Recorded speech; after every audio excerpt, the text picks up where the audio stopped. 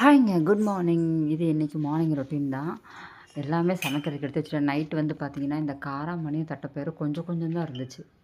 இந்த மாதத்தின் கடைசி இருப்புன்னு சொல்லுவாங்கள்ல, அந்த மாதிரி அது கொஞ்சம் கொஞ்சம் தான் இருந்துச்சு. ஸோ அது 2த்தையும் ஒன்றா போட்டு ஊற வச்சுருக்கேன். ஆனால் என்ன செய்ய போகிறேங்கிறது இன்னுமே எனக்கு மைண்டில் ஸ்ட்ரைக் ஆகலை.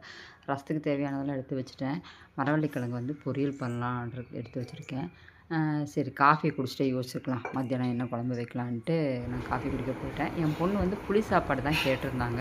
ஸோ அதனால் புளி சாதம் செஞ்சு அவளுக்கு அந்த தட்டைப்பயிறு காராமணியும் வேக வச்சதுலேருந்து கொஞ்சமாக எடுத்து அவளுக்கு சும்மா தேங்காய் போட்டு தாளித்து லஞ்ச் பேக் பண்ணி கொடுத்தாச்சு. மேடமும் கிளம்பிட்டாங்க.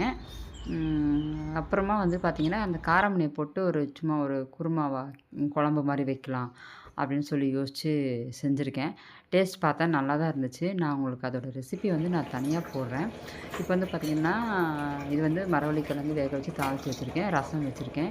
புடலங்காய் போட்டு கூட்டு சிறுபருப்பு போட்டு கூட்டு வச்சுருக்கேன். அப்புறம் காலையிலத்துக்கு புளி சாப்பாடு தான் எங்களுக்குமே. சேர்த்தே வச்சுட்டேன். இது வந்து பார்த்திங்கன்னா, நான் சொன்னேன் இல்லைங்களா, தேங்காய் அரைச்சி ஊற்றி அந்த காராமணியும் தட்டைப்பயிரும் போட்டு ஒரு குழம்பு. இது வந்து நைட்டுக்கு இட்லி, தோசை, சப்பாத்தி எல்லாத்துக்குமே அது நல்லாயிருக்கும். நீங்களும் ட்ரை பண்ணி பாருங்கள். இவ்வளோதாங்க இன்றைக்கி என்னோடய மார்னிங் ரொட்டீன் முடிஞ்சுது. இதுக்கப்புறமா ஆஸ் யூசுவல் எப்பவும் போல் அடுத்த வேலையில் நம்ம பார்க்க வேண்டியது தான். Thank you.